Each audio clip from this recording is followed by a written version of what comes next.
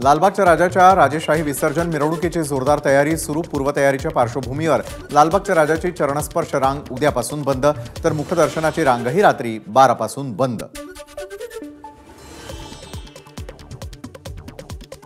लालबागच्या राजाला भाविकांचं भरभरून दान। आज 73,10,000 रोख रुपये तर 199 ग्राम सोनं आणि 10 किलो चांदी राजाच्या चरणी दान। सिद्धिविनायक मंदिरामध्ये बाप्पांच्या चरणी अर्पण झालेल्या सोन्याच्या अलंकाराचा लिलाव उद्या सकाळी 11 ते 5 या वेळेमध्ये लिलाव होणार। गणेश विसर्जनासाठी मुंबई महानगरपालिका सज्ज। मूर्तींच्या विसर्जनासाठी 204 कृत्रिम तलावांची निर्मिती, तर भाविकांच्या सेवेसाठी 12,000 अधिकारी आणि कर्मचारी तैनात। सलग तिसऱ्या दिवशी मुंबई गोवा राष्ट्रीय महामार्गावरती वाहतूक कोंडी। गणेशोत्सवासाठी कोकणात गेलेल्या मुंबईकरांचा परतीचा प्रवास सुरू। एसटीने प्रवास करणाऱ्यांची निराशा। गणपती विसर्जन झाल्यानंतर चाकरमान्यांचा परतीचा प्रवास सुरू। कोकणातील सर्वच रेल्वे स्थानकांवर प्रवाशांची गर्दी। कोकण रेल्वेवर धावणाऱ्या हॉलिडे एक्सप्रेसलाही चांगला प्रतिसाद। विसर्जन मिरवणुकीच्या पार्श्वभूमीवर वाहतूक पोलिसांकडून अधिसूचना जारी।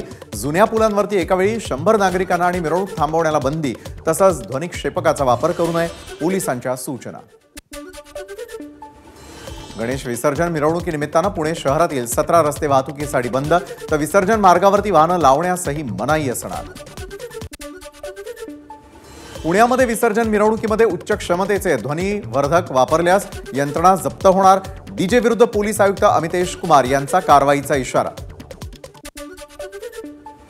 पुण्यामध्ये विसर्जनासाठी पीएमपीएल कडून बसचं नियोजन। रस्ते बंद असल्यानं गैरसोय होऊ नये म्हणून पीएमपीएल कडून बसची व्यवस्था।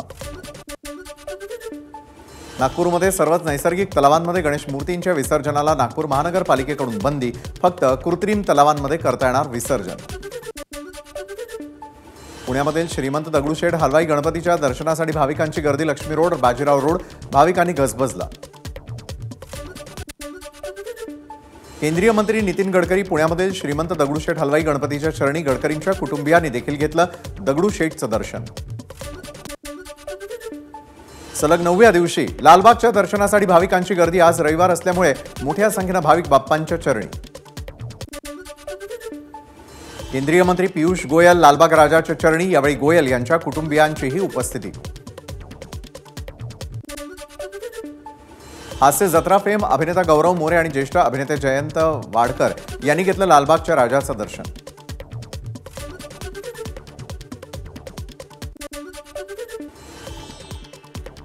जळगाव शहरातील सुभाष चौक मित्रमंडळाच्या वतीनं सामूहिक अथर्व शीर्ष पठण कार्यक्रमाचं आयोजन। गेल्या 19 वर्षांपासून हा उपक्रम अखंडपणे सुरू।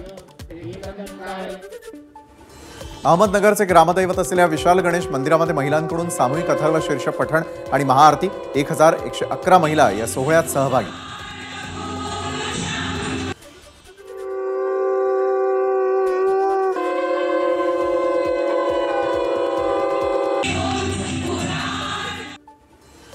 सांगलीमधील भारत भीम मंडळानं साकारला शिवाजी महाराजांकडून स्त्री सन्मानाचा देखावा।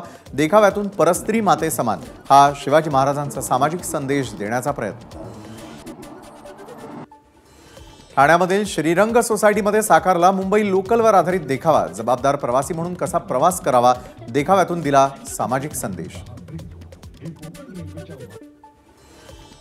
एबीपी माझाकडून यंदा महागणेश मंडळासाठी राज्याच्या 8 विभागांमध्ये स्पर्धांचं आयोजन। नाशिकच्या श्री प्रतिष्ठाननं पटकावलं सर्वोत्कृष्ट सजावटीचं पारितोषिक। श्री प्रतिष्ठाननं यंदा साकारला होता जेजुरीच्या खंडेरायाचा देखावा। एबीपी माझाच्या बाप्पा माझा या स्पर्धेमध्ये कोल्हापुरातील राजारामपुरीचा राजा या गणेश मंडळाला पश्चिम महाराष्ट्रामधील सर्वोत्कृष्ट मूर्तीचा सन्मान। साहित्य अकादमी पुरस्कार विजेते कृष्णात खोत यांच्या हस्ते मंडळाला सन्मान चिन्ह प्रदान। अमेरिकेमधील गणेश भक्तांनी साकारला गणरायासमोर आषाढी वारीचा देखावा। मूळच्या बुलढाण्याच्या सुशील देशमुख आणि अर्चना देशमुख यांच्याकडून अमेरिकेतही महाराष्ट्राच्या परंपरा आणि संस्कृतीचं पालन।